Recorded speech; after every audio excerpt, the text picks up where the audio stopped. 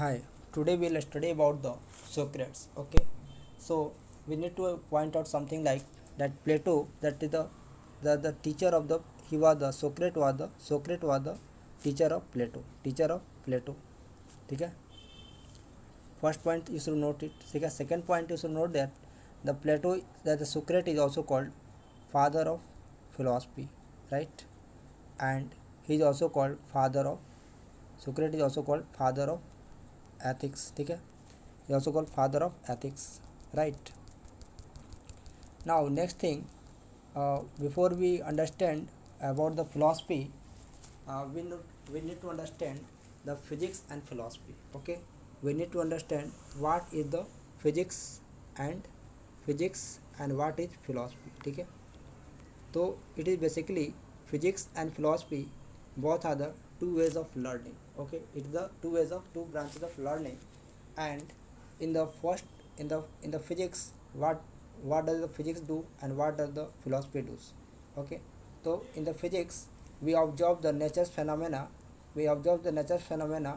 and through our senses, and thus we studied it. Okay, like हमारी जो आँख है, हम लोग आँख से किसी चीज़ को ऑब्जर्व कर सकते हैं और इसको हम लोग टच कर सकते हैं. ठीक है, हम अपने सेंसेस से किसी को टच कर सकते हैं, ऑब्जर्व कर सकते हैं, उसको बोलते हैं फिजिक्स. ठीक है, that is observed through the senses. And philosophy is basically what, through the logical reasoning, ठीक है, लॉजिकल रीजनिंग से जो है हम इस पर रीच कर सकते हैं, उसको बोलते हैं फिलॉसफी. तो we understand two things that there are two ways of learning, that is the physics and philosophy. Physics is basically the things which can be observed through the senses, and the philosophy the things which can be approached through the logical reasoning. Okay, now next comes ethics. Okay, he is called father of ethics. Okay, he is called father of ethics. So to understand the father of, just wait a minute, wait.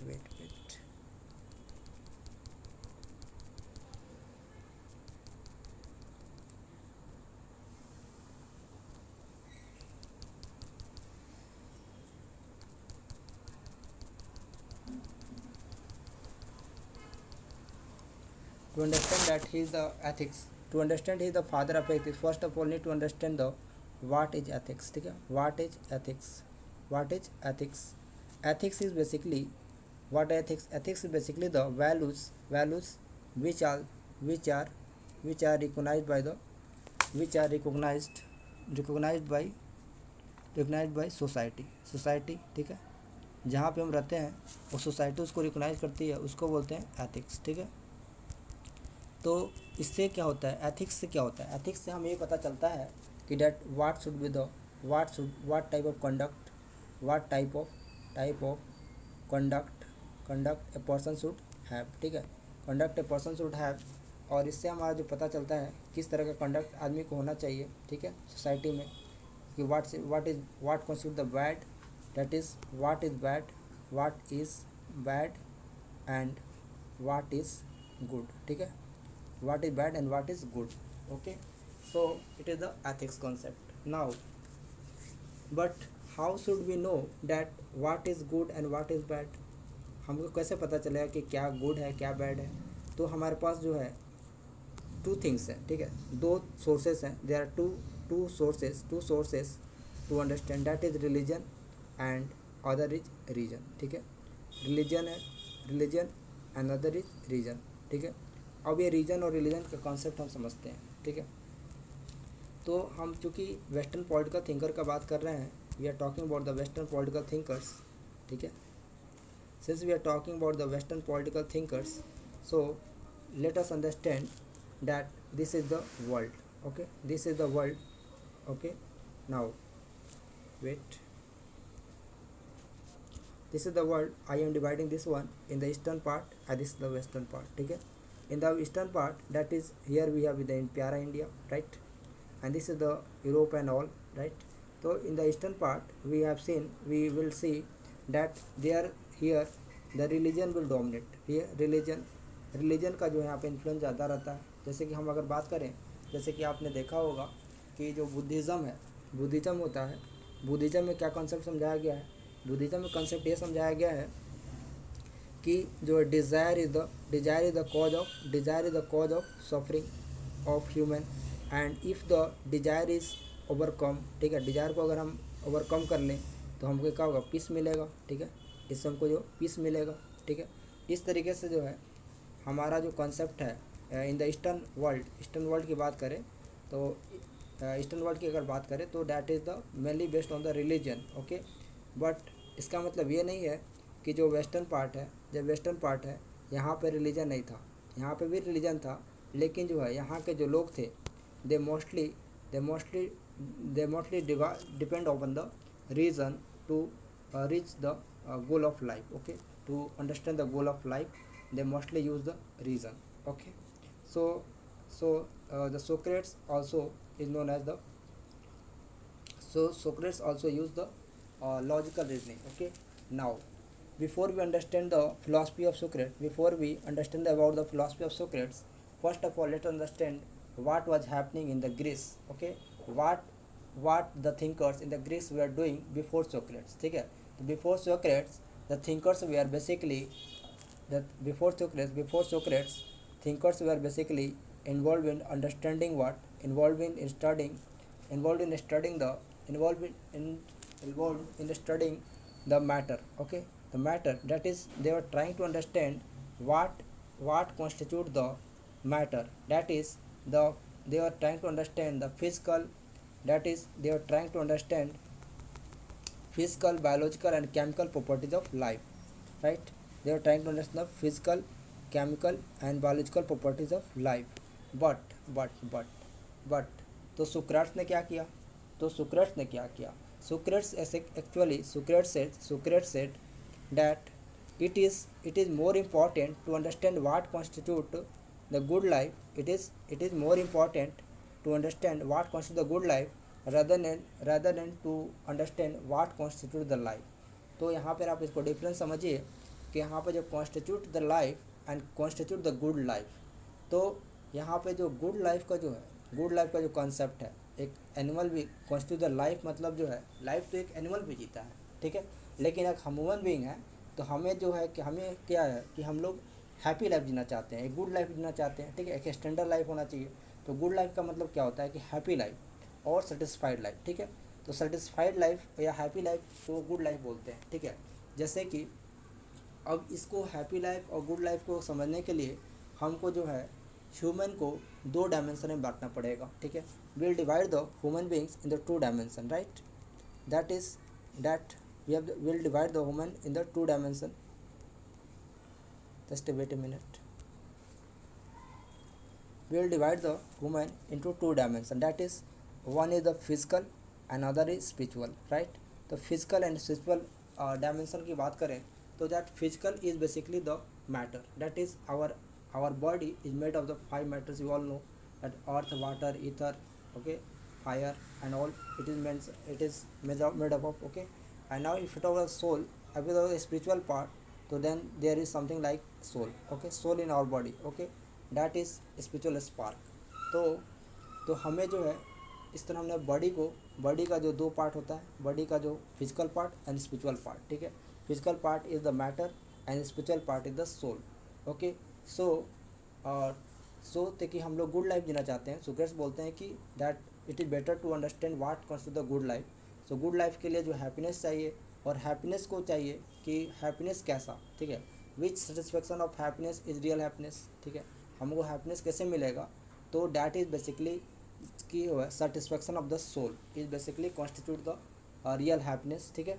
तो ये real happiness को understand करने के लिए, जैसे मान लीजिए कि अब समर का समय है, ठीक है, अभी गर्मी का समय है, और मैं आपको जो है अभी वार्म वाटर आपको दे देता हूँ, ठीक है, वार्म वाटर आपको देता हूँ, तो हो सकता है कि आपको जो है वाटर तो आपको मिल जाएगा, ठीक है, आपको प्यास जो है, आपको शरीर में पानी चला जाएगा, लेकिन क्या आपका प्यास बुझेगा? नहीं बुझेगा, ठीक है।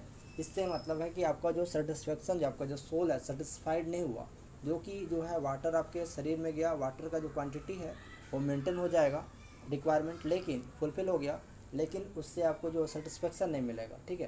तो इस तरीके से जो है आपको रियल हैप्पीनेस नहीं मिला। तो इस is basically the satisfaction of the real happiness is basically the satisfaction of the soul, it is not the satisfaction of the physical body. Like अगर बात करें जैसे कि लाइक सेंसुअल प्लेजर को भी अगर देखा जाए, ठीक है। Now next comes, sensual pleasure को छोड़िए, यहाँ पे जैसे अपने सेंसेस को मैं देख लिया टंग का, ठीक है। अब देखते हैं कि अब हैप्पीनेस जो है सोक्रेट्स के अनुसार क्या होता है। तो according to Socrates the purpose of life is happiness, ठीक है। However in order to be happy we should first understand what concept the happiness, ठीक है। And there is a difference between the true happiness and the illusory happiness, ठीक है। Illusory happiness and true happiness का meaning समझने की बात है। True happiness का मतलब हमने क्या समझा कि that happiness through the fulfilment of our souls, okay. That is that fulfilment of the soul satisfaction, okay, fulfilment of the true soul satisfaction. And illusory happiness का मतलब क्या है कि that is like suppose like illusory happiness, जैसे मान लीजिए कि कोई व्यक्ति बोलता है कि मुझे पैसे की ज़रूरत है, ठीक है। तो he can earn money, okay, he will have enough money, but will he be able to will he be satisfied? No, he the satisfaction का मतलब क्या है, you should be at peace, right? But अगर आपको बहुत ज़्यादा money है तो आपको टेंशन रहेगा, ठीक है। आप मान लो कोई चीज़ परचेज करने के लिए जाओगे, ठीक है, परचेज तो कर लोगे, लेकिन आप जैसे बेड अच्छे खरीद कर रख लो, ठीक है, लेकिन आप जो है आप अच्छे नींद ना रह पाओ, नींद नहीं ले पाओ, तो आप क्या सेटिस्फाइड हो। तो इस तरीके से जो है मनी को जो है हम इल्यूजरी हैप्पीनेस बोल सकते हैं। एंड जो ऐसा जो है जो नॉर्मल जो आपको कोई भी चीज़ जो है आपको जो हैप्पीनेस दे, ट्रू हैप्पीनेस दे, सोल को सेटिस्फाई करे, उसको बोलते हैं ट्रू हैप्पीनेस, ठीक है।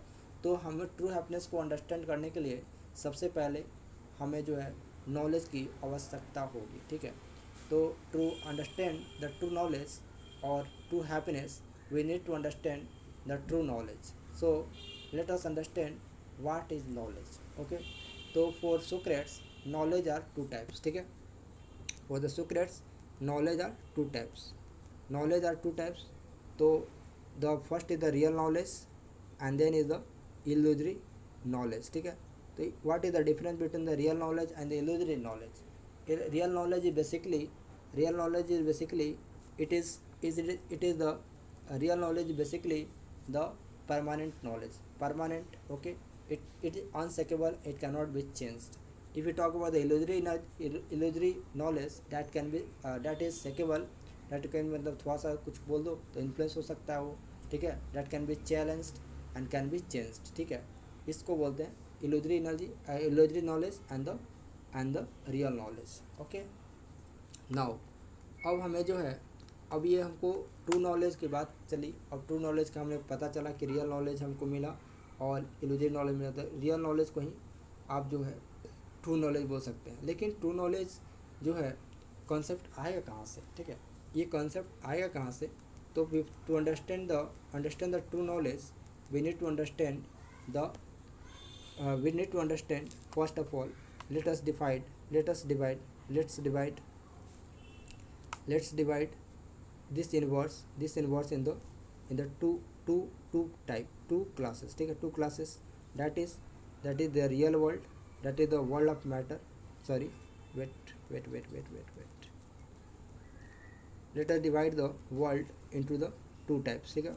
let us divide the world into two category, ठीक है। that is the world of matter and world of god, the world of matter is what? World of matter is basically that is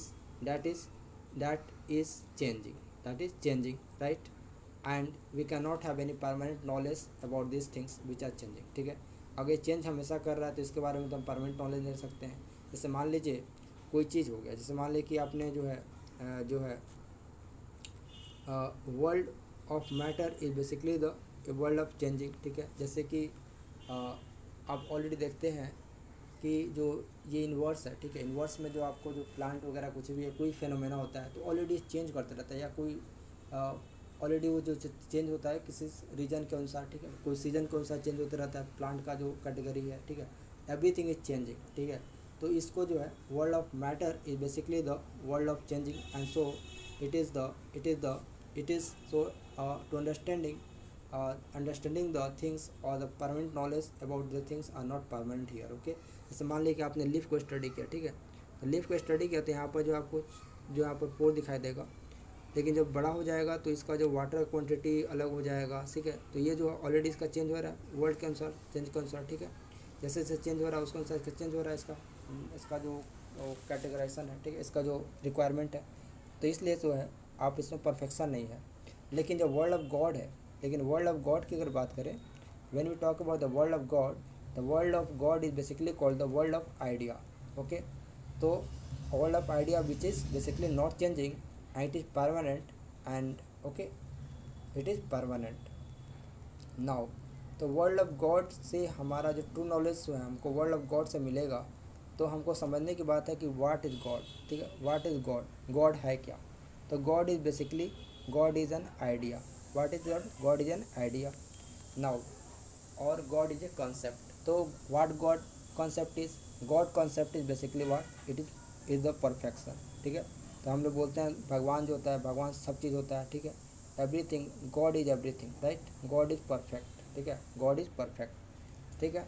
अब समझते हैं कि जो है अब understand करने की बात है कि जब परफेक्शन आ गया, अब जो है अब समझते हैं कि अब ये आइडिया है, जो गॉड है वो ही आइडिया है। परफेक्शन इज बेसिकली क्या है, परफेक्शन इज एन आइडिया है, गॉड इज एन आइडिया है, ठीक है। अब जो है अब समझने की बात है कि how do we understand the idea, ठीक है, how do we understand the idea. तो to understand idea we need reason, okay, we need reason and the reason is basically itself two type. What is the reason is basically the two types. Two type के होते हैं, कौन कौन सा होता है, एक रियल रीज़न हो सकता है, रियल रीज़न हो जाएगा, और एक हो जाएगा इलूजरी और इलूजरी रीज़न हो जाएगा, ठीक है। तो हम यहाँ पर जो रियल रीज़न के बारे में स्टडी करेंगे, ठीक है। तो how to gain the real knowledge और द रियल रीज़न, ओके। तो रियल रीज़न के लिए हमें जो है कहाँ जाने की ज़रूरत पड़ेगी, ठीक है। तो यहाँ पर अगर हम बोलें कि हमको रियल नॉलेज की ज़रूरत है, ठीक है, रियल नॉलेज की ज़रूरत है, तो रियल नॉलेज क्या आपको जो है वर्ल्ड के आउटसाइड से मिल सकता है क्या, नहीं मिल सकता। वर्ल्ड के आउटसाइड जो फेनोमेना होता है उसको तो आप ऑब्जर्व कर रहे हैं सेंसेस से, तो सेंसेस तो इम्परफेक्ट होती है, ठीक है, सेंसेस इम्परफेक्ट है, तो कभी आपको रियल नॉलेज नहीं देगी। तो आपको क्या करना पड़ेगा, आपको जो है आपको अपने अंदर झांकना पड़ेगा। क्या करना पड़ेगा आपको, अपने अंदर इनर में आपको देखना पड़ेगा। इनर क्या है, आपको सोल है, ठीक है। तो सोल पर हमको कैसे जाना पड़ेगा, ठीक है। तो हमें कहीं जाने की जरूरत नहीं है, अपने सोल से क्वेश्चन करना है, ठीक है। तो सोल, तो हमको कैसे क्वेश्चन क्यों करना है सोल से, तो हम जानते हैं कि soul is the part and parcel of the God, soul is the part and parcel of the God and when soul is basically what, soul जो है soul is part and parcel of the God. और ये जो है soul जो है जब ये किंगडम ऑफ गॉड में जाता है, ठीक है, when a man dies then the soul goes into this world, okay, and it absorbs everything there, okay, and when it comes into the real world, when it comes into the this material world, ठीक है, spiritual world है, ये spiritual world हो गया and this is material world. The material world में आता है तो यहाँ पर that the soul questions, okay, question करता है एंड इसको रिफ्लेक्शन उसको कंपेयर करता है, ठीक है, और इसे कंपेयर करेगा और इसके अनुसार जो अपना डिसीजन बनाएगा, ठीक है, इसको बोलते हैं रियल रीजन, ठीक है। इससे जो आपको रियल रीजन आपको डेवलप हो जाएगा, ठीक है। तो इस तरीके से हम देख सकते हैं कि that the soul is acting as the best guide for us, ठीक है, that is the soul is acting as the best guide for us. तो क्या नाउ, तो इस तरह से हमने समझ लिया कि सोल कैसे हमको अंडरस्टैंड करने में हेल्प करता है। लेकिन जो ये सोल जो है कैसे हम, जैसे कि वहाँ से हम जब लाएँ यहाँ से, सोल यहाँ पर है तो यहाँ की चीज़ों को वो यहाँ पर कैसे रिफ्लेक्ट कराएगा, ठीक है, कंपेरिजन। तो इसको मेथड को हम बोलते हैं कि डायलेक्टिक मेथड आता है, ठीक है, डायलेक्टिक मेथड आता है। तो डायलेक्टिक मेथड होता क्या है, dialectic, what is dialectic method, dialectic method. तो dialectic method is basically what is the pursuit of logical cross examination of our views, ठीक है, pursuit what is it, pursuit of logical reasoning, logical reasoning और cross examination of our own views. ठीक है, अगर मान लीजिए कि हमने कोई थॉट प्रोसेस लाया, ठीक है, और थॉट प्रोसेस को हम क्या करेंगे, उसको एग्जामिन करेंगे खुद से ही। ठीक है, जैसे मान लीजिए कि हमने बोला ए हो गया। जैसे मान लीजिए कि हम इसको जो है कोई थॉट प्रोसेस मान लीजिए कि जैसे कि ए हो गया। ठीक है, ये जो है टेक्निकली एक करेक्ट एग्जांपल, इनकरेक्ट एग्जांपल देता हूँ मैं। ठीक है, जैसे कि ए जो है रिच है। ठीक है, ए को जो है जैसे ओके, जैसे एक मान लिया कि रिच है। Just wait a minute, I need to put my laptop is basically discharging, so I will stop here. We'll discuss in the next video. Okay, thank you.